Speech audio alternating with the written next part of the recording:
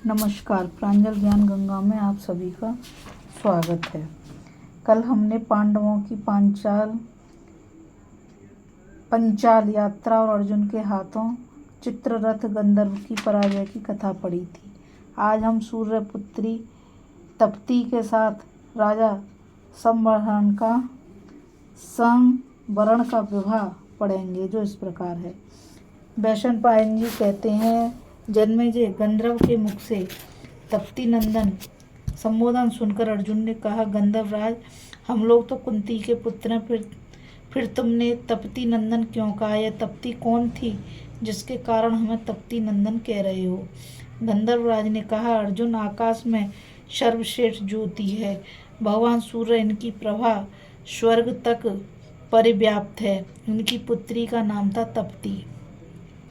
वह भी इनके जैसी ही ज्योतिषमती थी। वह सावित्री की छोटी बहन थी तथा अपनी तपस्या के कारण तीनों लोकों में तप्ती नाम से विख्यात थी। वैसे रूपवती कन्या देवता, असुर, अप्सरा, यक्ष आदि किसी की भी नहीं थी। उन दिनों उनके समान योग्य कोई भी पुरुष नहीं था जिनके साथ भगवान सूर्य उनका विवाह करें। इसके लिए वे सर्वदा चिंतित रहा करते थे। उन्हीं दिनों पूर्ववंश में राजा रक्ष के पुत्र शंबरण बड़े ही बलवान एवं भगवान सूर्य के सच्चे भक्त थे। प्रतिदिन सूर्योदय के समय अग्र पाद पुष्प उपहार सुगंध आदि से पवित्रता के साथ उनकी पूजा करते थे। नियम, उपवास, तपस्या से उन्हें संतुष्ट करते और अहंकार के बिना भक्ति भाव से उनकी पूजा करते थे। सूर्य के मन में धीरे धीरे यह बात आने लगी कि ये मेरी पुत्री के योग्य पति होंगे। बात भी थी ऐसी जैसे आकाश में सबके पूज्य और प्रकाशमान सूर्य हैं, वैसे ही पृथ्वी में संवरण थे।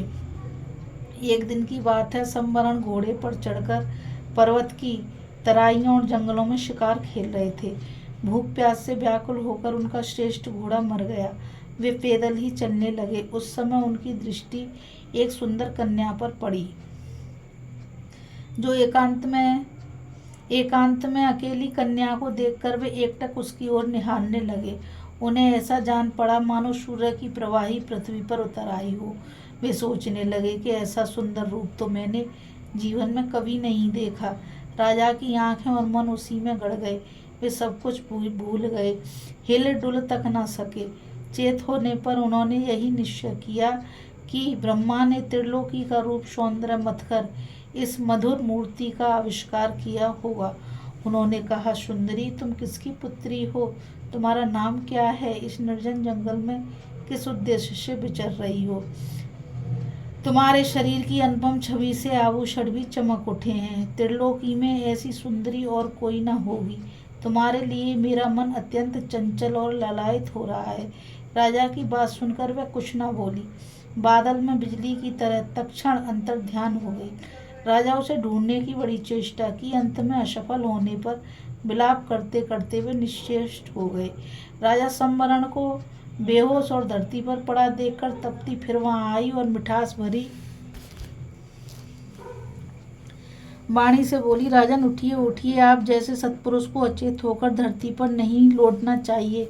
अमृत गोली बोली सुनकर संवरण उठ गए। उन्होंने कहा, सुंदरी, मेरे प्राण तुम्हारे हाथ में हैं। मैं तुम्हारे बिना जी नहीं सकता। मुझ पर दया करो और मुझ सेवक को मत छोड़ो। तुम गांधर्व विवाह के द्वारा मुझे स्वीकार कर लो, मुझे जीवन दान दो। तप्ती ने कहा, राजन, मेरे पिता जीवित हैं। मैं स्वयं अपने संबंध में स्वतंत्र नहीं हूँ। यदि आप सचमुच ही मुझसे प्रेम करते हैं तो मेरे पिता से कहिए, इस परतंत्र शरीर से मैं आपके पास नहीं रह सकती। आप जैसे कुलीन भक्तवत्सल और विश्रुत राजा को पति रूप से स्वीकार करने में मेरी ओर से कोई आपत्ति नहीं। आप नम्रता, नियम और तपस्या के द्वारा मेरे पिता को प्रसन्न करके मुझे मांग लीजिए। मैं भगवान सूर्य की कन्या और विश्ववंध्या सावित्री की छोटी बहन हूँ। यह कहकर तप्ती आकाश मार्ग से चली गई। राजा संवरण वहीं मूर्छित हो गए। उसी समय राजा संवरण को ढूंढते ढूंढते उनके मंत्री, अनुयायी और सैनिक आ पहुंचे। उन्होंने राजा को जगाया और अनेक उपायों से चेत में लाने की चेष्टा की। होश में आने पर उन्होंने शव को लौटा दिया, केवल एक मंत्री को अपने पास रख लिया। अब वे पवित्रता से हाथ जोड़कर ऊपर की ओर मुंह करके भगवान सूर्य की आराधना करने लगे। उन्होंने मन ही मन अपने पुरोहित महर्षि वशिष्ठ का ध्यान किया। ठीक 12वें दिन वशिष्ठ महर्षि आए। उन्होंने राजा शंबरण के मन का सारा हाल जानकर उन्हें आश्वासन दिया और उनके सामने ही भगवान सूर्य से मिलने के लिए चल पड़े। सूर्य के सामने जाकर उन्होंने अपना परिचय दिया और उनके स्वागत प्रश्न आदि के अनंतर इच्छा पूर्ण करने की बात कहने पर महर्षि वशिष्ठ ने प्रणाम पूर्वक कहा, भगवान, मैं राजा शंबरण के लिए आपकी कन्या तप्ती की याचना करता हूँ। आप उनके उज्ज्वल यश, धार्मिकता और नीतिज्ञता से परिचित ही हैं। मेरे विचार से वह आपकी कन्या के योग्य पति हैं। भगवान सूर्य ने तत्काल उनकी प्रार्थना स्वीकार कर ली और उन्हीं के साथ अपनी सर्वांग सुंदरी कन्या को शंबरण के पास भेज दिया। वशिष्ठ के साथ तप्ती को आते देखकर शंबरण अपनी प्रसन्नता का संवरण न कर सके।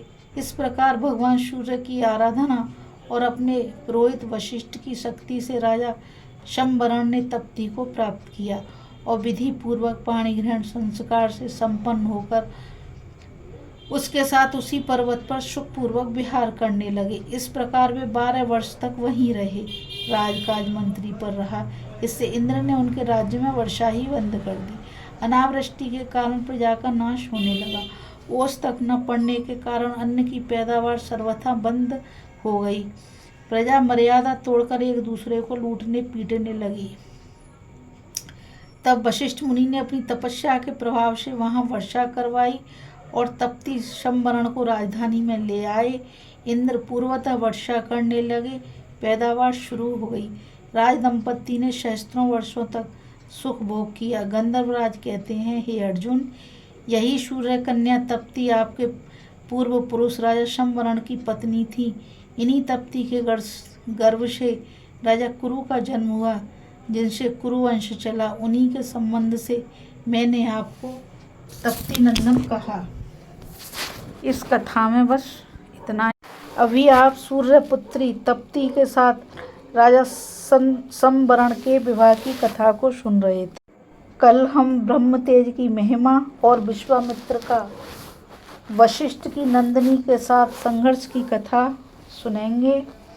इस कथा में बस इतना ही। मुझ गीता रावत को आज्ञा दीजिए। कल फिर एक नई कथा के साथ आपके सामने उपस्थित होंगे और मैं आपसे यही कहना चाहूँगी कि इस चैनल को ज़्यादा से ज़्यादा लाइक, शेयर और सब्सक्राइब कीजिए ताकि ये अद्भुत ज्ञान अधिक से अधिक लोगों तक पहुँच सके। राधे राधे, नमस्कार, जय